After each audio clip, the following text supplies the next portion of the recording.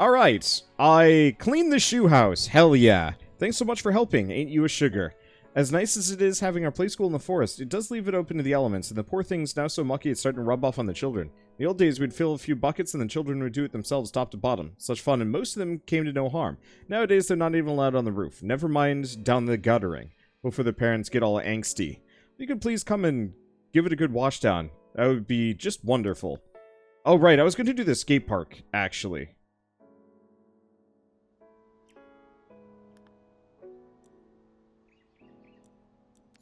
We're going to do the skate park. Seems like a little town is going up in the world. Muckingham Skate Park has been chosen to host the next country championships.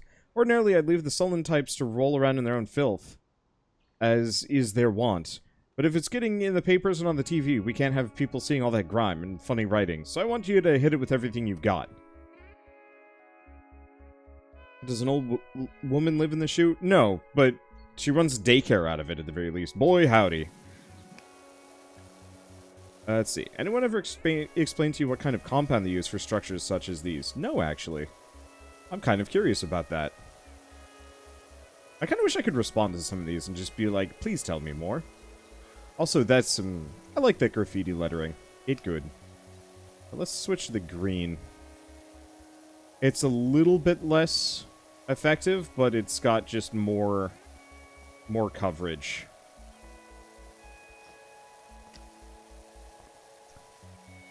Let me see. What was I going to say? I was talking about something. Oh, right. We were talking about Monster Hunter Stories before I started recording. To make you feel worse, it's a proper Monster Hunter game with a high rank afterwards. The nice thing about Monster Hunter Stories, or really any game on PC, is grind is way less of a problem for me. Because I got cheat codes. Like, full disclosure, if you've been watching my Monster Hunter Stories playthrough, you might have already picked up on this. But every time I go to pick up an egg, I'm like, ooh, shiny! Which, like, is not supposed to happen very often, I think. But, like, effectively, the shinier the egg, the better the monster that you get out of it. I just have a cheat code that turns it on so every single egg is shiny. Is it the way the game is meant to be played? Hell no! But, boy, does it save me a considerable amount of time. And, it lets me focus on the parts that I want to do, which is progressing in the story, finding one of every single monster. Oh, boy. Let's see if I can pop on top of this. No, I'm going to need my ladder. There we go. If it'll let me. Damn it! But yeah, I've always been, like, an unabashed cheater. Ever since Tony Hawk Pro Skater 1 at my friend's house, pretty much.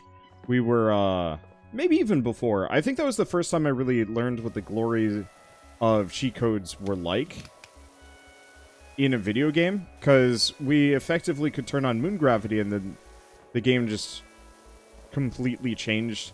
I'm going to say for the better. Obviously, it killed all challenge for it, but, like, it was really fun to get millions and... I think it was just millions of points with, like, infinite combo, half-pipe grinds into a manual across the entire level without having to worry about falling over, into, like, you know, several other tricks in the sky with plenty of time, you know, before we landed, and it was just this kind of lovely, casual experience. Did we ever get good at Tony Hawk Pro Skater? No, we didn't need to. And because it was generally just my brother and I playing, there was, like, no one really there to judge us. We had, like, one friend over once, and then my cousin came over once who was really good at Tony Hawk Pro Skater. But that was it, and beyond that, it was just kind of like, alright, yeah, we're just gonna do our own thing and not care. And it was great. And so, like, I know a number of people on YouTube... especially always get, like, really itchy at me when I admit this sort of thing. But, like, if, I mean, even for this game, for example, if I could have just, turned on some very slight hacks to give myself the best pressure washer, I probably would have done so.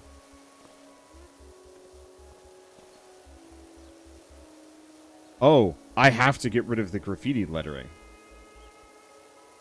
Oh, that's a shame. Okay, let's start with this one.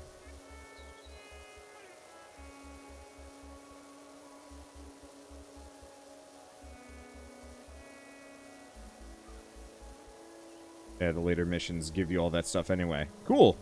Yeah, then I feel like zero guilt for just doing it now. I don't care.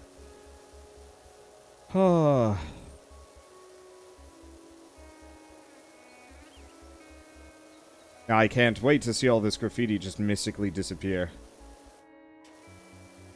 As I hit the arbitrary percentage mark for it to be like, yep, that's good enough. Frankly, like, this graffiti I would have just left. Like, that looked pretty good. Maybe it's just me, but, like, I'm a huge fan of like, well-done street art. I know it was a meme for a while to say, like, Portland's on fire, but, like, it's not. But the one thing to come out of it has been, like, a lot of really good, like, tasteful, political commentary through street art around here. You know, not that just, like, I'm gonna write Banzo in, like, big, bubbly letters. Like, obviously that's what was here. But, like, there's some, like, really good stuff when I was, in downtown a couple weeks ago. And, like, I would love to see more cities kind of embrace that sort of thing and just, like, move away from the dull brickwork and concrete buildings and, like, yeah, just get a bunch of really good street artists to make walls and stuff look legitimately nice. Obviously, I'm sure there's a lot of people who disagree with my sentiments, but, I mean, it's better than concrete. Work at a rail yard. There's some extremely good rail car art I've seen. I love it. Yeah. Like, I've seen some pretty vile stuff here and there. Like, oh gosh, where was I? I legitimately don't remember where I was, but I definitely remember a couple of trains with some, like, really racy shit on it, and it was just like, oh, that's not great. But, like, the good stuff, when it's good, oh, it's good.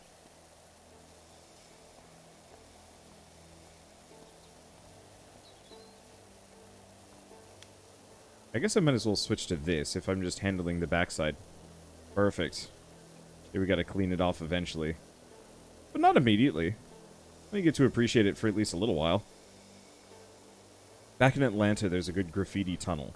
An artist were hired to get wonderful graffiti on the outside wall. Yeah. I don't know. There's just something really, really pleasant about, like, cities embracing art more. Instead of just being like, it's ugly, we hate it. Like, I find anybody that does the whole, like, you know, all of this, like, public art is ugly is usually just somebody that has no passion in life. Kind of the get a real job folks that I was grumping about yesterday.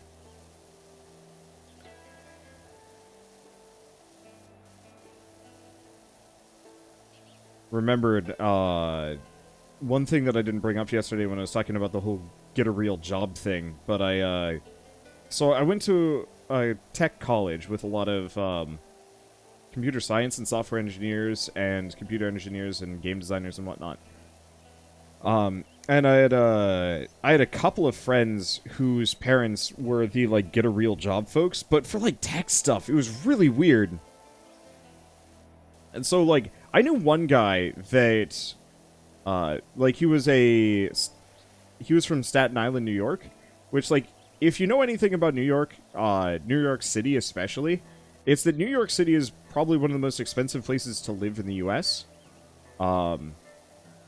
Save for, like, some really high-end kind of rich people resort towns, and, like, maybe San Francisco, but I'm not even sure about that. But Staten Island is, like, the rich island suburb for people that don't want to live in New York City. So it's usually pretty expensive to live there. And so this guy grew up there. I don't know if his family was wealthy or what, but he grew up there, and he started his own DJing business when he was, like, 16 or something like that, and worked his way up to having, like, massive amounts of equipment, his own company, like, an agent, a bunch of other things. Like, the dude, by all accounts, was incredibly successful. Like, you know, I consider myself relatively successful at, like, what I set out to do in life, even if I went down a completely different path from what I expected. This guy blows me out of the water in every metric. And his parents said, no, you need to get a real job. This whole DJing thing is a fad, and no one, you know, it's never going to get you anywhere in life. And so they made him sell all of his DJ stuff get rid of his business that was pulling in six figures, you know, when he was still 18, and go to college for software engineering, which was just the absolute stupidest. The wild part was, like, they actively had been, I don't think they, like, worked much, because they straight up were just, like, feeding off of the money he was making at this DJing business, which, like, I'm pretty sure is not actually kosher, outside of, like, a Britney Spears situation. And yeah, they forced him to give it all up, so he could be, you know, get a real job and go into computer science or something, because that was where the real jobs and the real work was. And he couldn't cope. He didn't want to be a computer scientist. I think it was an okay one, but he just didn't have the passion for it. And so he ended up dropping out within a year. And, you know, at that point, his DJ business was gone. You know, there was no real easy way for him to get it back. All of his cred was pretty much replaced because, you know, people moved in on the scene. And so last I heard, he was driving, effectively, like, heavy machinery. I think he really likes driving heavy machinery. He always liked his big trucks, but it was just kind of one of those, like, absolutely horrid, get a real job moments turned into, like, kind of low-key messing this dude's life up. I had totally forgotten about that until I was sitting in bed yesterday just thinking of cleaning grime. I have a problem, frankly.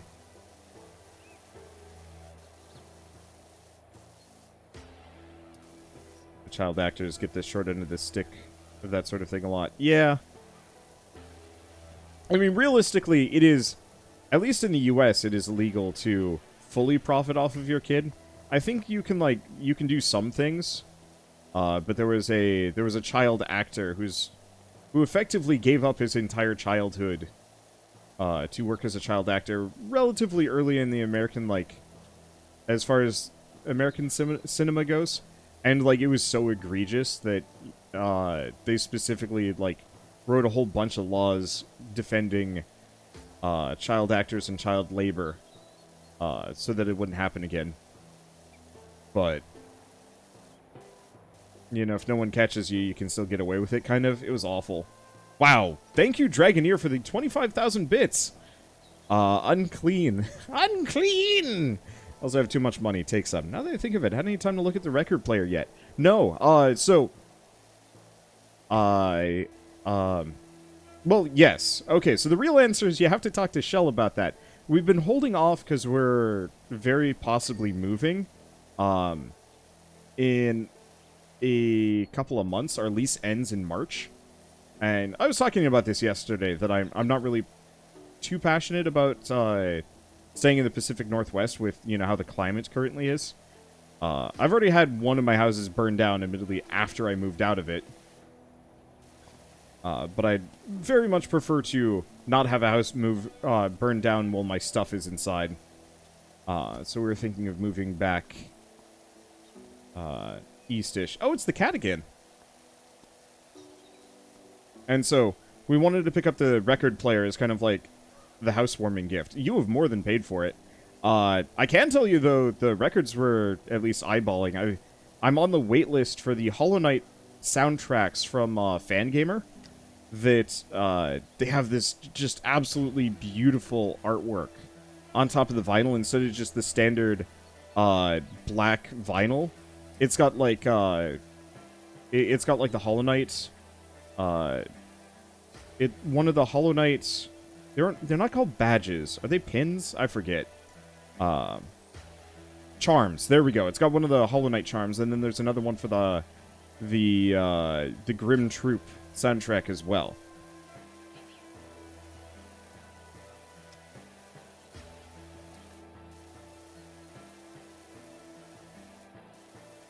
Let's see. Firstly, I have no clue what I want to do as a job. I'm currently due to continue in information science, but I won't lie, I'm only progressing because your mother expects me to. I mean, nice thing is, once you are properly independent and have some level of financial independence from your parents, you can do whatever you want in life. Now, obviously, this isn't the greatest advice, but I know, like, in your case, you are actually, like, a really good artist. And my recommendation would be, on the sly, start applying for, like, potentially jobs working on, like, indie games or something. If you wanted to, like, keep doing artwork. Or just, you know, keep doing artwork anyway. Like, regardless. I know Bobby Chew got his starts. If you vaguely know who Bobby Chew is. He got his start working as a security guard at a place. And it was like a really boring place. There was nothing going on. He didn't really have to work. So he just brought his art tablet with him. And would just paint every single day while at work. Now, obviously, you can't always get away with that sort of thing, but, like, there is a very real possibility that, like, kind of depending on how you do self-motivated work, you could easily pivot to whatever you want. Going to art school, I see that as a recommendation. As a person that went to art school, it was absolutely worthwhile, but it's not for everybody, and it's very expensive. So if there's lack of parental support and or money is an issue, then it might not be as worth it as getting a skill that you can, like, you know, get a boring, okay job in, like, IT. Work IT for, like, a couple of years while you keep working on the art skill until you get whatever your big break is, and then you just pivot because, frankly, you know, you don't have no passion in IT.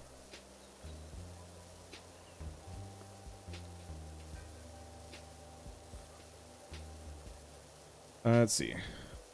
Can't even trust my own likes, because even my passions burn out rapidly due to lack of motivation. I wanted to make a commission sheet for almost 2 years now. That's fair.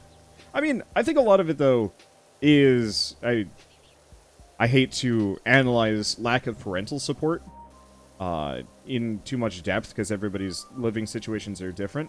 But, like, I know in Shell's case, her parents did not really support her going into art school. They did, because she had a decent scholarship, and therefore, like, it didn't cost them too much. But they didn't actually really mind that she went to art school until she met me. Her parents were really hoping that she'd end up with a computer scientist. You know, somebody that could effectively pay all the bills and let her do just whatever the heck she wanted for the rest of her life. Which, like, okay, MRS degrees are kind of weird and misogynistic, but whatever. But then Shell ended up with me on one of the boys in the art program, and they lost it a little bit because all of a sudden their, like, kind of pipe dream of having a wealthy son-in-law to take care of their daughter suddenly is kind of like, oh wait, no, he's going to be just as poor as her. This is a travesty. But, like, I didn't really feel terribly passionate about art. I think until... I mean, I felt passionate about art when I was in college, just because. You know, it was exciting, I was learning so much, I had so much to do. I don't think I really felt passionate about artwork until...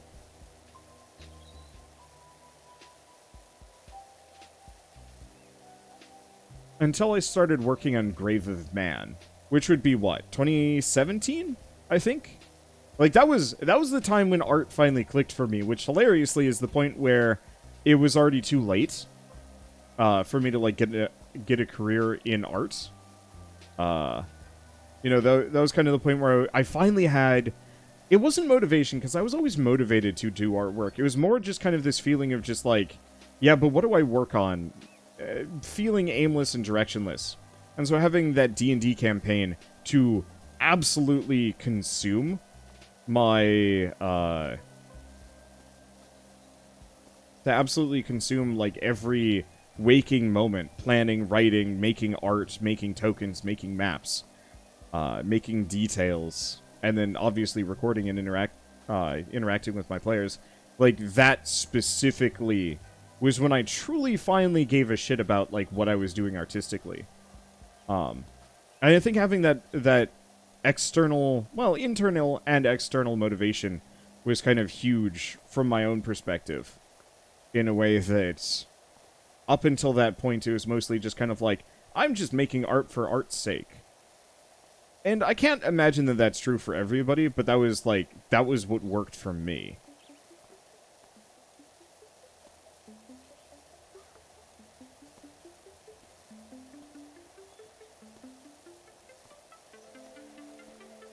But I know in Shell's case, I don't think she had that quite as much. She did a little bit. Like, she was definitely most motivated also during Grave of Man. But with how that ended, it kind of wrecked some motivation there. Because, yeah, she did all this extra work for all these, like, absolutely lovely pieces. Only to have, like, one of the guys just kind of steal it for his own purposes. And then end the friendship shortly afterwards. And it's just like, eh. D&D has pretty much created a generation of creative and ingenious people. Yeah, the nerd... I'm going to call it kind of like a nerd revolution led by D&D fans. I don't necessarily know if I'd attribute it to Critical Role necessarily, but seeing just a ton of people all of a sudden be, like, really into D&D has really, really impressed me. Oh, it's the Summer Sloop S, or whatever it's called. Let's see. Have you ever considered doing art in the grime? Not really, no. So I have this problem, and you can actually kind of see my issue with it in Chicory. If you want to go, like, take a look at some of the art that we did. Specifically, the episode You Cannot Escape Art School. Or We Cannot Escape Art School. But my biggest problem with doing art in video games, like if there's an art tool, is that it's worse than my regular tools. And so, sure, I could do art in this grime, but I could also just open up the sketchbook, which is right in front of me, and just start drawing instead, and it would look better. And so, I've always had this issue when it comes to, like, games that have graffiti systems, or, like, draw your own whatever. It's just, like, I immediately just kind of lose interest, because it's...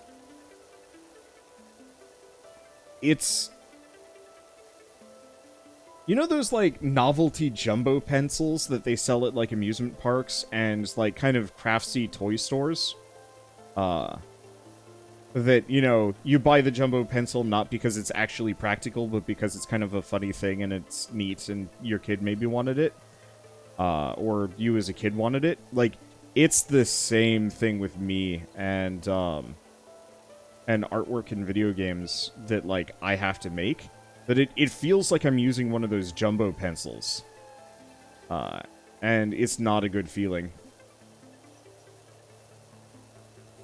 Yeah, I think a lot of the reason why there's been this, like, renaissance of Dungeons and Dragons is, one, 5th edition is just so much more accessible than any of the previous Dungeons and Dragons versions. It's so much easier to pick up, it's so much easier to play. There's not nearly as much rules lawyering or weird math junk, which is huge. And there's also just far less books to pick up along the way.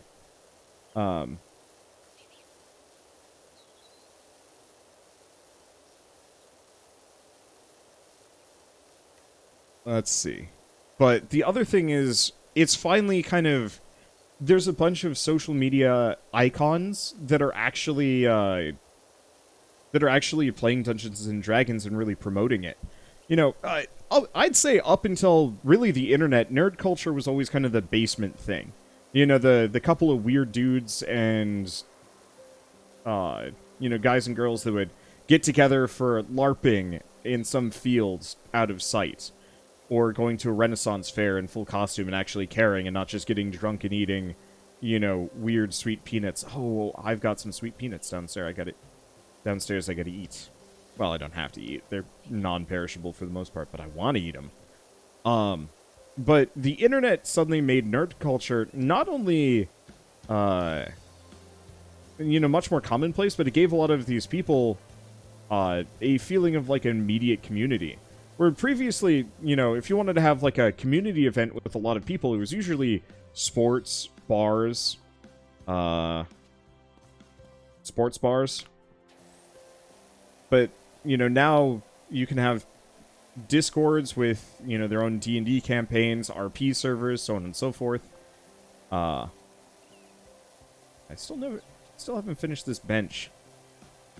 Let's see.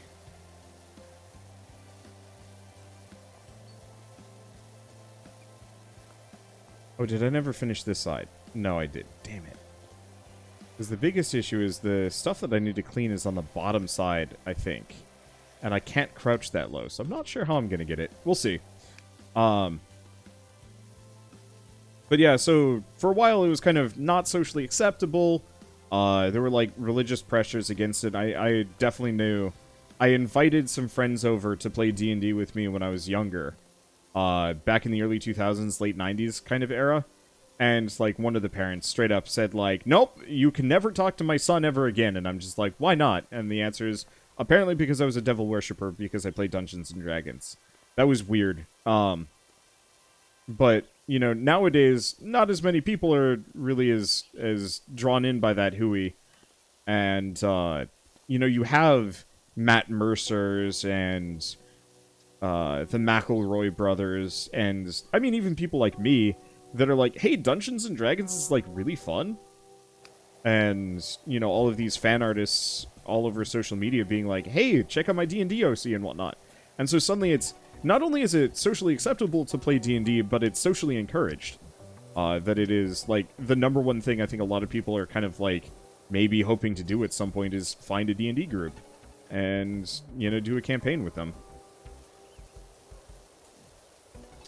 Let's see, D&D was made by Satan is a weird thing. I mean, yeah, I don't want to get too deep into that.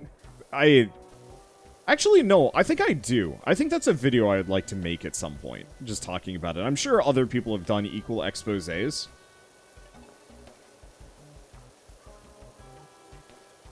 But later. Let's see, when you're dropping Orcs Must Die 3 on YouTube.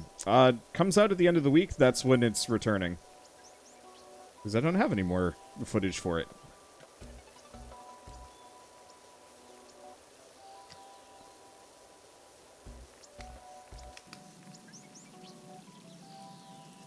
Huh.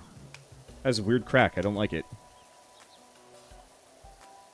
Yeah, the problem is that everyone wants to try D&D. It's really hard to find anyone willing to commit to a full campaign. Which is why, like, from my own perspective, at least for a little while, my plan is to do a bunch of one-off campaigns with rotating cast. Once August hits, question mark? I mean, obviously, I've got a lot of things that are kind of, like, dicey in my life that I'm a little bit worried about committing, personally. Namely the fact that my state is currently on fire. None of it's near me, but it could be at some point. And I don't want to deal with that. But,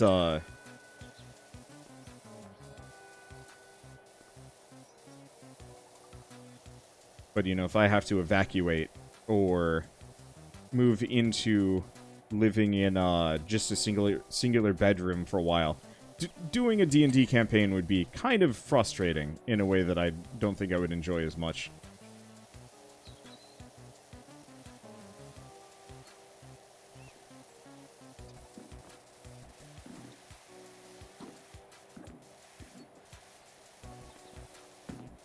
Oh, cool. I can get on top of this. That's actually really helpful. There we go. Yeah, on fire. Good old USA. How the heck do you make a slope out of concrete? Probably with the mold.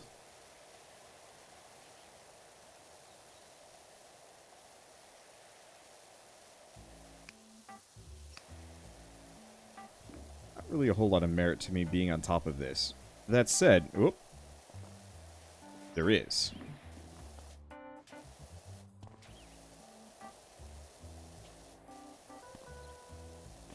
That's a lot of grime up there.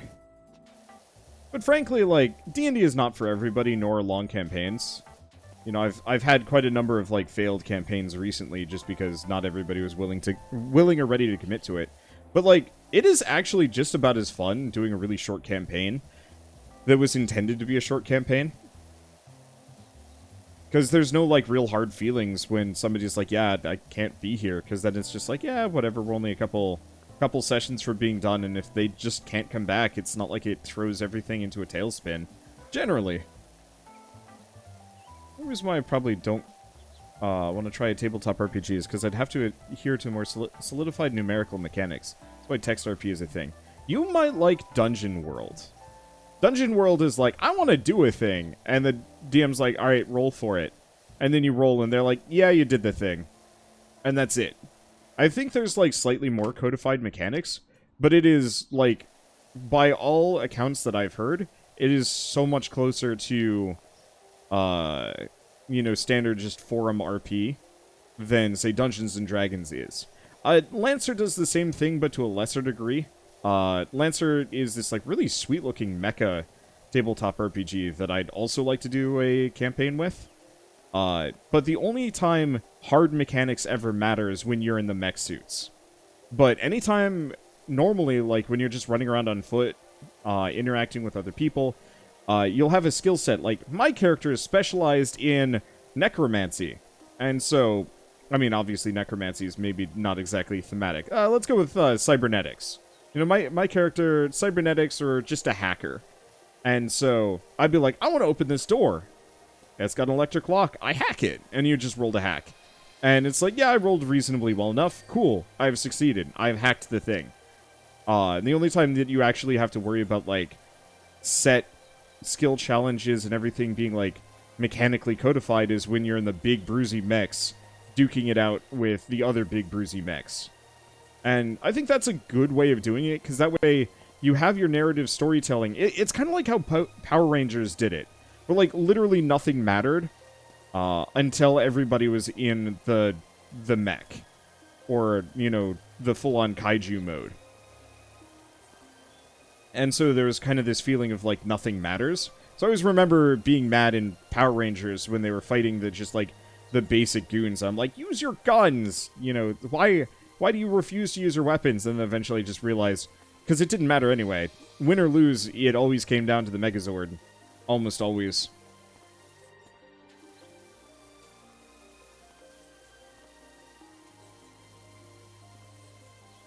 You're used to having a DM with no control over anything. I like having a DM just because it keeps things on track. It also depends on the group you're in. I used to do text-based RP, and I'm not trying to deride text-based RP. I think it's just as viable. I'm just saying that there are actually viable tabletop RPGs that probably would fit kind of your needs, without really changing what you do and how you do it. But I remember doing text-based RPs back in, I think it was like 2003, 2004 or something with some friends. And one of the guys more or less had like a Fox McCloud clone as his main character.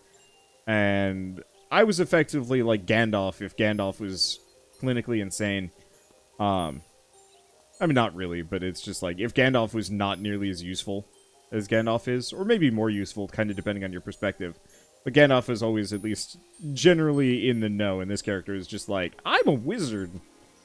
But also cryptic. I don't know. It's been a while.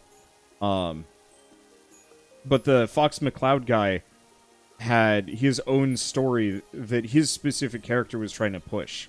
Something to do with time travel and a bunch of other things. I've forgotten.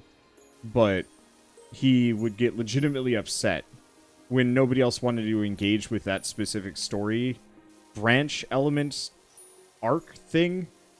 Effectively, if no one wanted to follow his lead, he would get upset because he wanted, you know, he wanted his story and he didn't care about the, like, overall stories much, which I realize is mostly just kind of like this guy wasn't really a good fit for the group.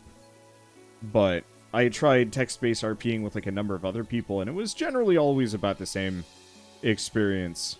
And so having that dungeon master really was kind of what made role-playing so much better for me, because that way you kind of had the arbiter of rules in a way that was so much more ironclad.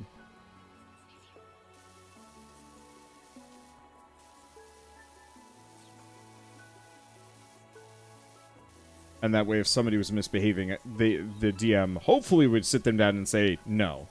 Sometimes that's not always the case. I've had some absolutely heinous DMs. Had a DM that would allow players to PvP each other without warning. So, you know, if you wanted to just, like, RKO one of the other players, you could. And so one of the guys picked up on the fact that none of the rest of us were at all interested in this kind of thing, and made a character that was, like, actively hostile, and would, like, threaten people so their character was, like, wouldn't get a full night's sleep, or, like, actively do things to them, and it was just kind of this, like, really frustrating character to be around, because it was entirely pointless, and, like, that was one of those where the DM really should have said, like, okay, this is stupid. You're not actually helping anybody, and it's just dragging the whole game down. My brother had the same issue. One of his best friends had a character that would actively harm the rest of the party. And... damn it. Would actively harm the rest of the party. And it took my character straight up killing his character. Oh, it's like a watermelon thing. I guess it makes sense, actually. But I ended up killing his character because I finally noticed that he was harming everybody, because he would roll, like, a stealth check to be like, nope, you didn't see me do it. And nobody ever saw him do it. And so I think he killed one of my characters or something to that extent. Or maybe I just, like, respect and added a lot into perception. I forget, but effectively I finally caught him in the act. And, you know, it's like, it was you all along! And I just murdered him with, like, a bunch of arrows in 2 rounds. And he could do nothing about it. But in the aftermath of that, my brother was like, yeah, I really should have probably stepped in and prevented that from even happening in the first place. But, you know, it's hard to stand up to your own friend, so I can kind of understand why.